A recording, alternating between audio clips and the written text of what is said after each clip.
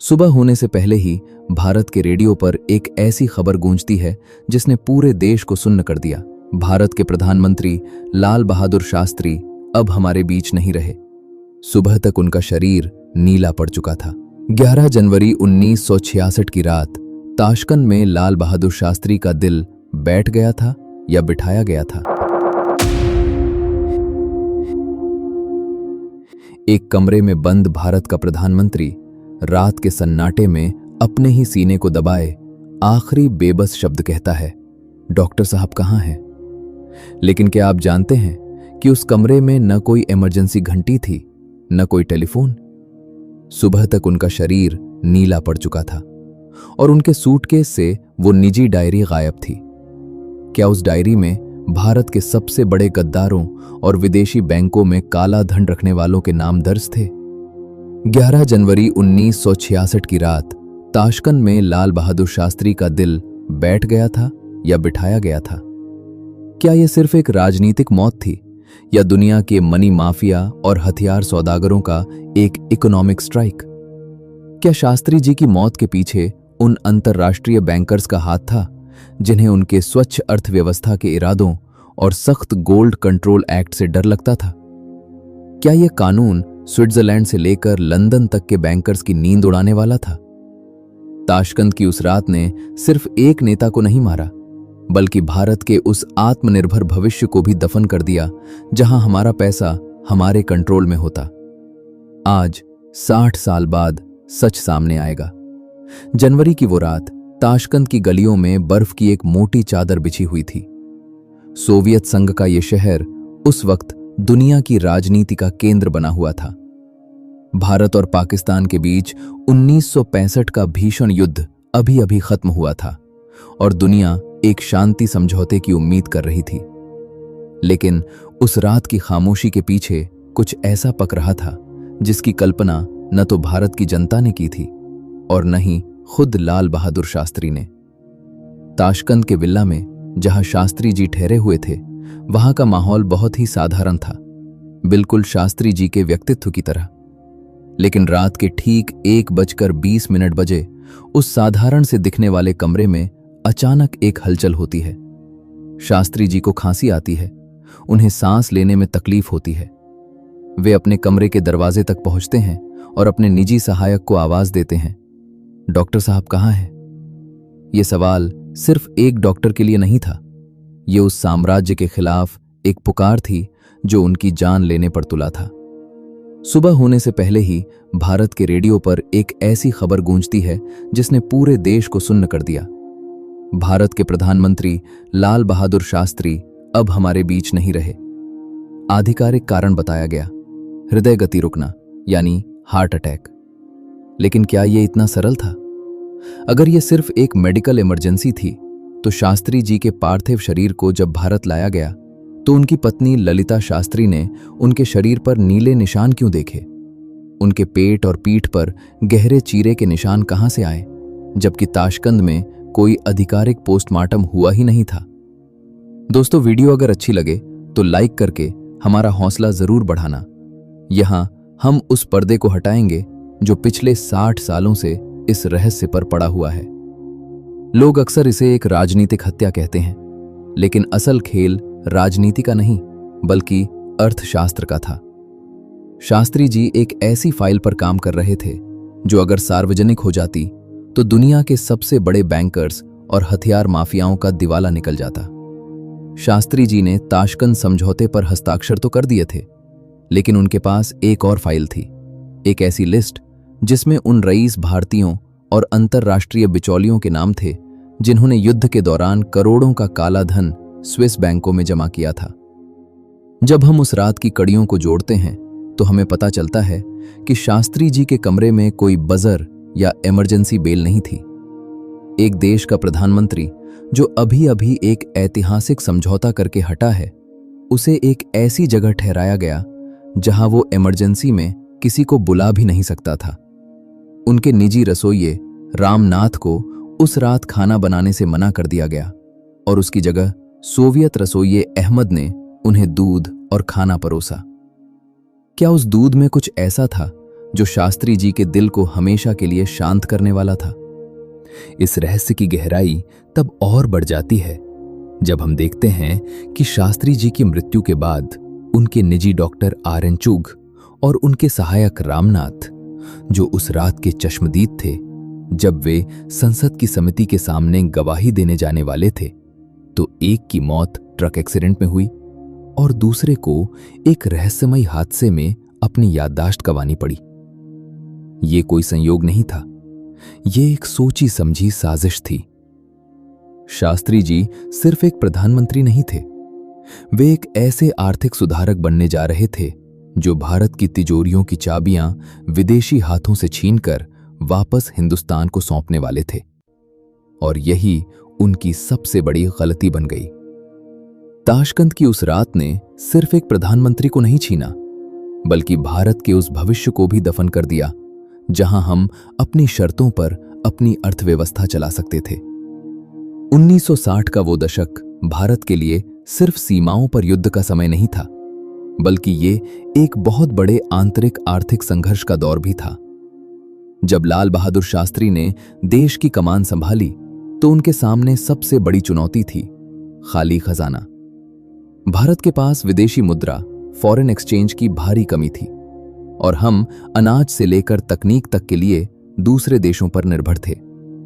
लेकिन शास्त्री जी की पारखी नजरों ने एक ऐसी हकीकत देखी जो दुनिया के बड़े बड़े अर्थशास्त्रियों की समझ से बाहर थी। उन्होंने देखा कि भारत गरीब नहीं है, बल्कि भारत का असली पैसा घरों की तिजोरियों, पुराने राजवाड़ों के तहखानों और देश के बड़े मंदिरों में सोने के रूप में कैद है। शास्त्री जी का मानना था कि एक विकासशील देश की संपत्ति लोहे की तिजोरियों में बंद नहीं रहनी चाहिए, बल्कि उसे सड़कों, स्कूलों और अस्पतालों के निर्माण में लगना चाहिए। इसी सोच के साथ उन्होंने एक बेहद सख्त और क्रांतिकारी कदम उठाने का मन बनाया, गोल्ड कंट्रोल एक्ट। हालांकि इस कानून की नींव पहले ही रखी जा चुकी थी, लेकिन शास्त्री जी इसे एक ऐसे स्तर पर ले जाना चाहते थे जहां हर नागरिक को अपने पास रखे सोने का हिसाब देना पड़ता। उनका प्लान सीधा था, एक तय सीमा से अधिक सोना रखने पर उसे सरकार के पास जमा करना होगा, ताकि उस सोने का इस्तेमाल अंतर्राष्ट्रीय बाजारों में भारत की साख बढ़ाने और विदेशी मुद्रा जुटाने में किया जा सके। यह सिर्फ एक कानून नहीं था, ये उस एलीट यानी रईस वर्ग पर एक सीधा हमला था जो सदियों से अपनी ताकत और रसूख को सोने के ढेर पर टिकाए बैठे थे। लेकिन असली हलचल भारत के अंदर नहीं, बल्कि अंतर्राष्ट्रीय बाजारों में हुई। लंदन और स्विट्जरलैंड के गोल्ड मार्केट के लिए भारत हमेशा से सबसे बड़ा खरीदार रहा है। अगर शास्त्री जी अपने मकसद में कामयाब हो जाते और भारत के अंदर का सोना ही रोटेशन में आ जाता, तो विदेशी सोने के व्यापारियों का अरबों का धंधा ठप हो जाता। उन्हें डर था कि अगर भारत जैसा विशाल देश सोने के मामले में आत्मनिर्भर हो गया, तो वैश्विक स्तर पर सोने की कीमतें गिर जाएंगी और दुनिया के बैंकिंग सिस्टम पर उनकी पकड़ कमजोर पड़ जाएगी। यहां साजिश की परतें और गहरी होती हैं। ताशकंद में जब शांति समझौते की बातें हो रही थीं, तो पर्दे के पीछे एक और गुप्त फाइल तैयार हो रही थी। कहा जाता है कि शास्त्री जी के पास उन रसूखदार भारतीयों और सफेदपोश नेताओं की एक लंबी लिस्ट थी जिन्होंने युद्ध के दौरान करोड़ों का काला धन स्विस बैंकों में सोने के रूप में जमा कर रखा था। शास्त्री जी ताशकंद से वापस लौटकर एक ऐसी फाइनेंशियल स्ट्राइक करने वाले थे जिससे भारत के भ्रष्टाचार की जड़ें हिल जाती। वे जानते थे कि असली आजादी तब तक नहीं मिलेगी जब तक भारत का पैसा विदेशी बैंकों की तिजोरियों से निकलकर देश के काम न आए। लेकिन क्या स्विट्जरलैंड और लंदन में बैठे उन शक्तिशाली बैंकर्स को इस योजना की भनक लग चुकी थी? क्या उन्होंने उस समय की जासूसी एजेंसियों जैसे CIA या KGB के साथ मिलकर इस छोटे कद के बड़े इंसान को रास्ते से हटाने का सौदा कर लिया था? याद रहे, उस दौर के एक पूर्व जासूस ने बाद में संकेत दिया था कि भारत का वो प्रधानमंत्री शास्त्री वैश्विक पूंजीवाद के उन पुराने नियमों को तोड़ रहा था जिन पर पूरी दुनिया का बैंकिंग तंत्र टिका था। शास्त्री जी की मृत्यु के कुछ ही समय बाद उस सख्त गोल्ड कंट्रोल एक्ट को धीरे धीरे ढीला कर दिया गया और अंततः वो ठंडे बस्ते में चला गया। सोना फिर से तिजोरियों में छिप गया और भारत एक बार फिर विदेशी कर्ज के जाल में उलझने लगा। यह महज एक इत्तेफाक नहीं हो सकता कि जिस इंसान ने सोने के इस काले साम्राज्य पर हाथ डाला, उसकी मौत एक ऐसे देश में हुई जहां उसका पोस्टमार्टम तक नहीं करने दिया गया। ताशकंद की उस सर्द रात ने भारत के एक ऐसे आर्थिक भविष्य को दफन कर दिया जो शायद आज हमें दुनिया की सबसे बड़ी अर्थव्यवस्था बना चुका होता। इतिहास के पन्नों में अक्सर राजाओं और प्रधानमंत्रियों की बहादुरी के किस्से सुनाए जाते हैं, लेकिन उन कहानियों के पीछे छिपे असली खिलाड़ियों का नाम कभी सामने नहीं आता। ये खिलाड़ी हैं दुनिया के सबसे बड़े हथियार माफिया। जब भी दो देशों के बीच युद्ध होता है तो सीमा पर जवान शहीद होते हैं और घर तबाह होते हैं, लेकिन हजारों मील दूर बैठे कुछ लोग अपनी तिजोरियां भर रहे होते हैं। 1965 का भारत पाकिस्तान युद्ध भी इसका अपवाद नहीं था। टैंक, फाइटर जेट्स, गोले और बारूद, इन सब की सप्लाई करने वाली बड़ी अंतर्राष्ट्रीय कंपनियों के लिए दक्षिण एशिया एक बहुत बड़ा प्रॉफिट सेंटर बन चुका था। लेकिन तभी दृश्य में आते हैं लाल बहादुर शास्त्री। शास्त्री जी एक शांतिप्रिय इंसान थे, लेकिन उनकी शांति कमजोरी नहीं बल्कि एक रणनीति थी। वे जानते थे कि युद्ध में बहाया गया एक एक रुपया भारत के गरीब किसान और भूखे बच्चे के मुंह से छीना गया निवाला है। ताशकंद में वे सिर्फ एक समझौते पर दस्तखत करने नहीं गए थे, बल्कि वे एक ऐसी स्थायी शांति की नींव रखने वाले थे जो आने वाले दशकों तक भारत और पाकिस्तान के बीच हथियारों की रेस को खत्म कर देती। अब आप सोचिए, अगर दक्षिण एशिया के दो सबसे बड़े खरीदार भारत और पाकिस्तान हथियार खरीदना बंद कर देते या कम कर देते, तो उन अमेरिकी और यूरोपीय कंपनियों का क्या होता जो अरबों डॉलर के कॉन्ट्रैक्ट्स पर टिकी थीं। शास्त्री जी का शांति का विजन उन कंपनियों के लिए एक आर्थिक मौत की तरह था। ताशकंद में जब शास्त्री जी ने अयूब खान के साथ हाथ मिलाया और युद्ध विराम पर सहमति जताई, तो दुनिया के हथियार माफिया को समझ आ गया कि ये छोटा सा आदमी उनके भविष्य के मुनाफे को हमेशा के लिए खत्म कर सकता है। साजिश की परतें यहां और गहरी हो जाती हैं। उस समय शीत युद्ध, कोल्ड वॉर अपने चरम पर था। अमेरिका और रूस दोनों ही भारत और पाकिस्तान को अपने पाले में रखना चाहते थे ताकि वे अपने हथियार बेच सकें और अपनी जासूसी का जाल फैला सकें। शास्त्री जी ने गुट निरपेक्षता, नॉन अलाइनमेंट की नीति को एक नई ऊंचाई दी थी। वे किसी भी सुपर पावर के आगे झुकने को तैयार नहीं थे। शास्त्री जी की स्वाभिमानी आर्थिक नीतियों ने CIA और KGB दोनों को परेशान कर दिया था। कहा जाता है कि ताशकंद समझौते की कुछ गुप्त शर्तें ऐसी भी थीं जो अंतर्राष्ट्रीय हथियार सौदों के बिचौलियों के नेटवर्क को पूरी तरह ध्वस्त कर देती। उन बिचौलियों में कुछ रसूखदार भारतीय नाम भी शामिल थे। क्या यह संभव है कि उन बिचौलियों ने विदेशी ताकतों के साथ मिलकर शास्त्री जी को रास्ते से हटाने का कॉन्ट्रैक्ट दिया था? ये कोई कोरी कल्पना नहीं है।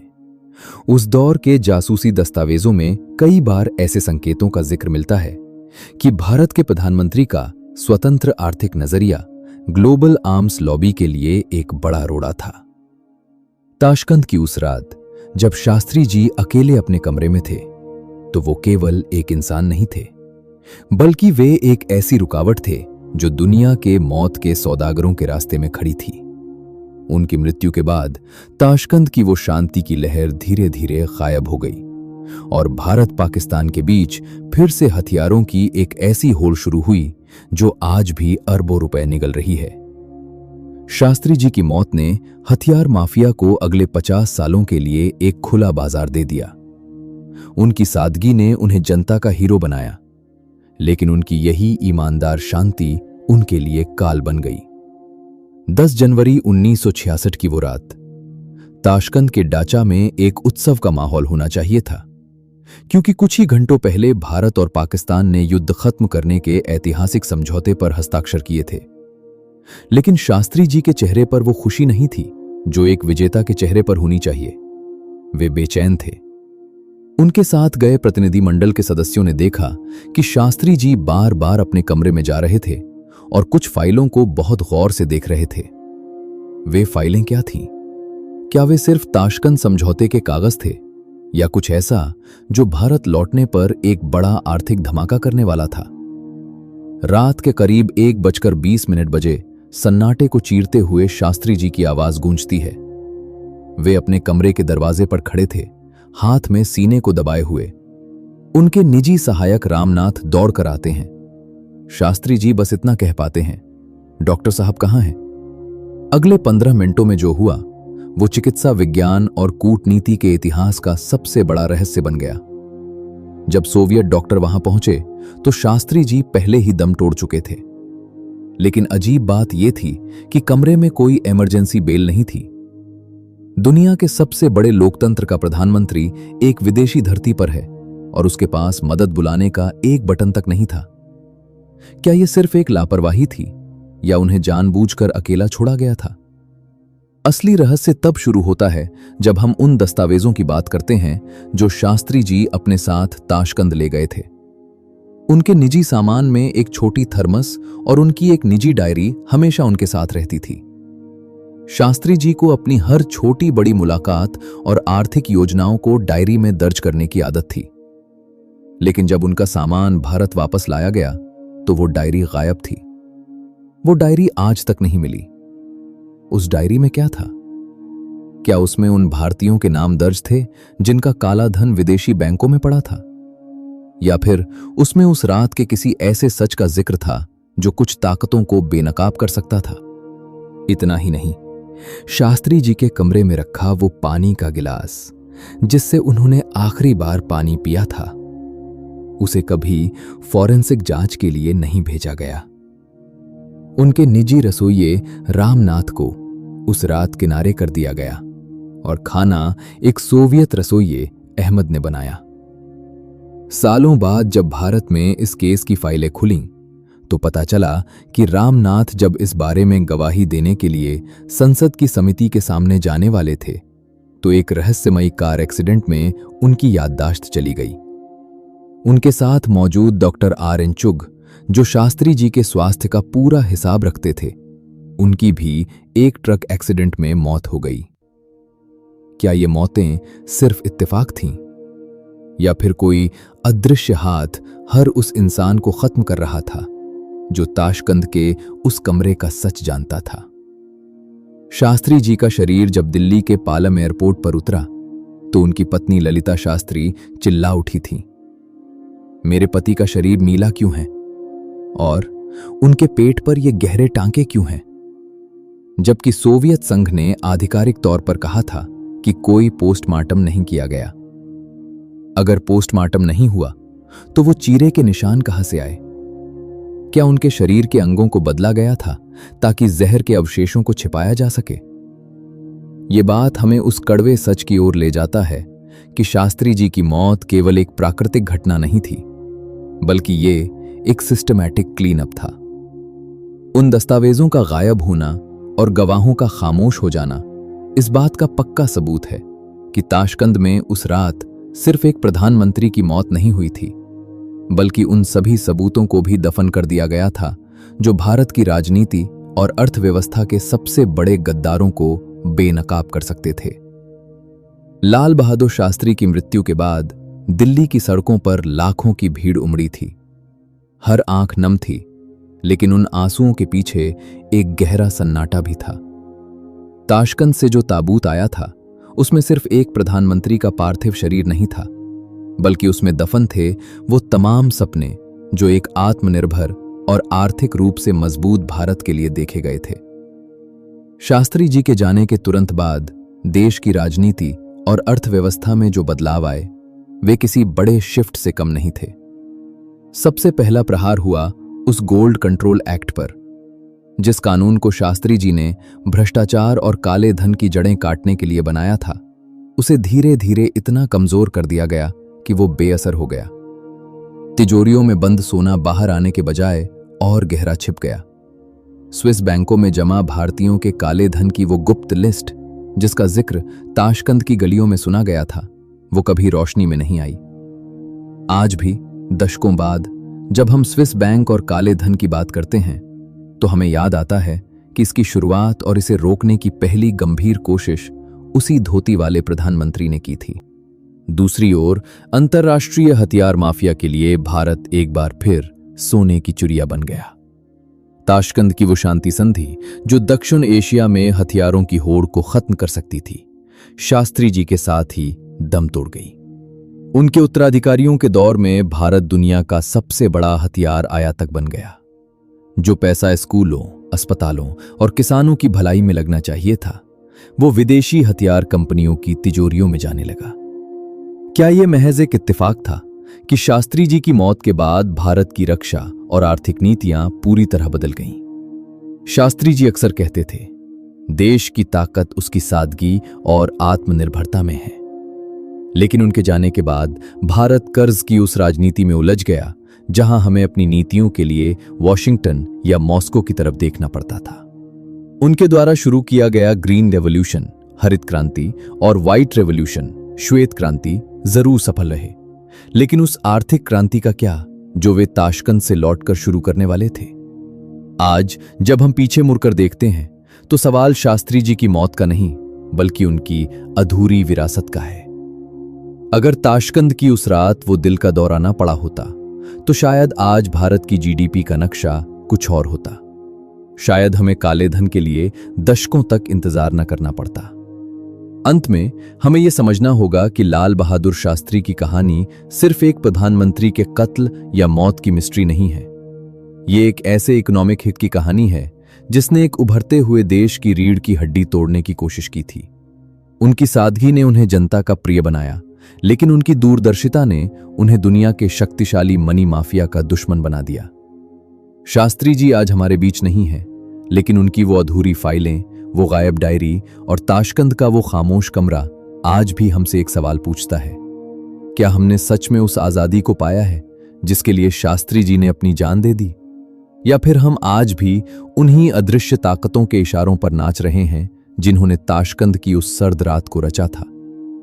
अगर ये वीडियो आपको पसंद आया हो तो लाइक जरूर करें और चैनल को सब्सक्राइब करें, और कमेंट में जरूर बताइए कि अगली डॉक्यूमेंट्री आप किस पर देखना चाहते हैं। मिलते हैं अगली वीडियो के साथ।